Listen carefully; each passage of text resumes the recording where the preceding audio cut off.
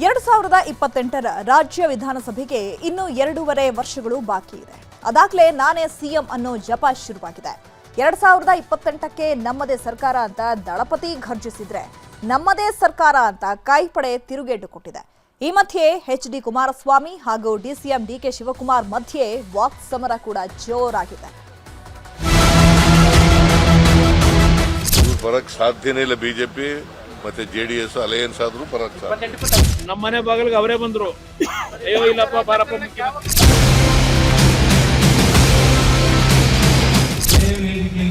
ಇನ್ನೊಂದು ಟೈಮ್ ಕೊಡ್ತೀನಿ ಬರ್ಲಿ ಮಾನ್ಭಾವ.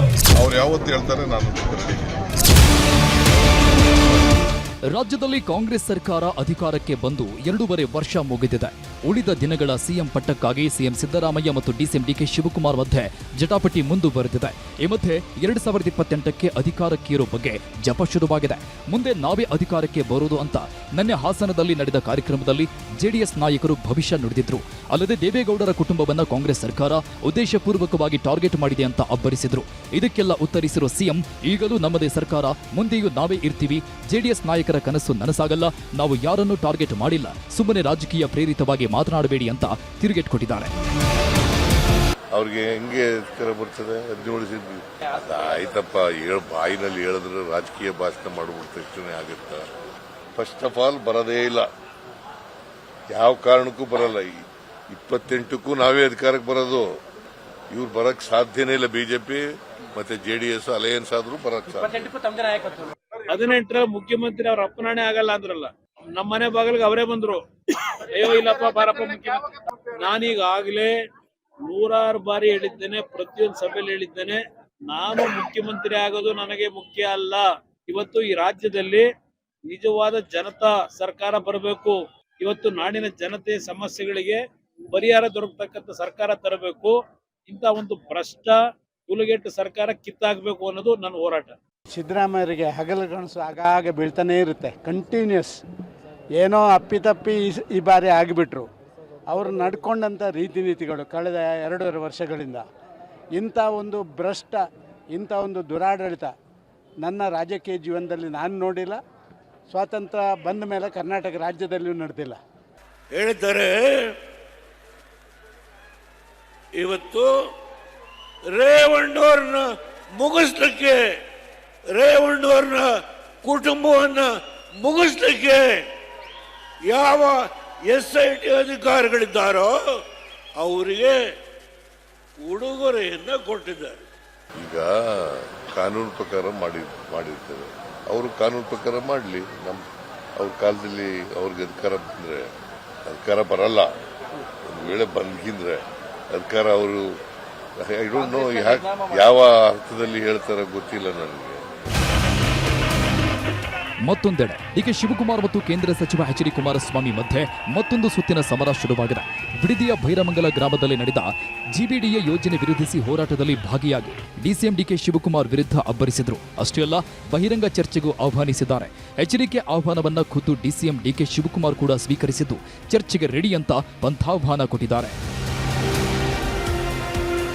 ಜನಗಳಿಗೆ ತೊಂದರೆ ಆದಾಗ ಅವ್ರ ಪರವಾಗಿ ಧ್ವನಿಯನ್ನು ಮಾತಾಡೋದೇ ನಾನು ಚಪ್ಪಲ. ಅವ್ರ ಚಪ್ಪಲ ಏನು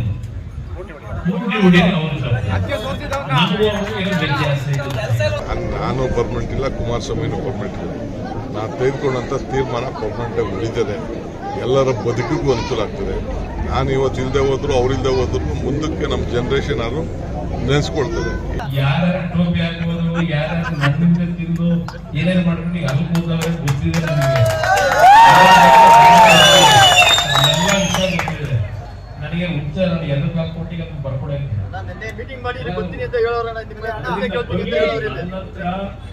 ಇದೇ ವೇದಿಕೆಯಲ್ಲಿ ಬೇಕಾದ್ರೆ ಇನ್ನೊಂದು ಟೈಮ್ ಕೊಡ್ತೀನಿ ಬರ್ಲಿ ಮಾನ್ಭಾವ.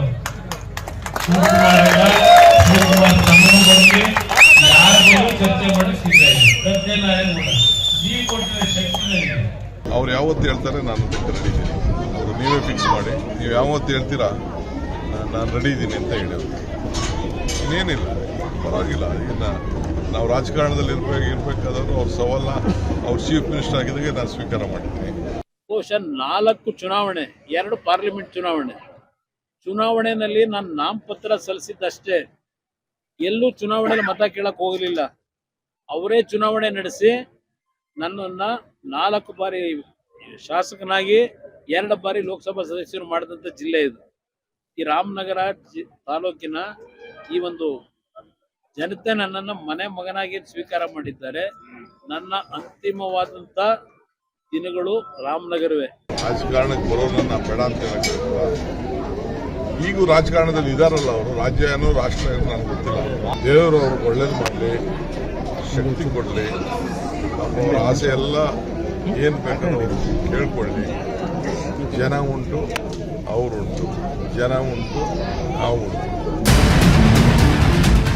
ರಾಮನಗರದಲ್ಲೇ ಚುನಾವಣೆಗೆ ನಿಲ್ಲುವ ಬಗ್ಗೆ ಸುಳಿವು ನೀಡುವ ಮೂಲಕ ಎಚ್.ಡಿ. ಕುಮಾರಸ್ವಾಮಿ ರಾಜ್ಯ ರಾಜಕಾರಣದ ಬಗ್ಗೆ ಮತ್ತಷ್ಟು ಉತ್ಸಾಹ ತೋರಿದ್ದಾರೆ.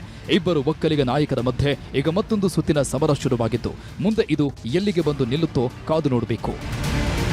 Bureau report, news 18.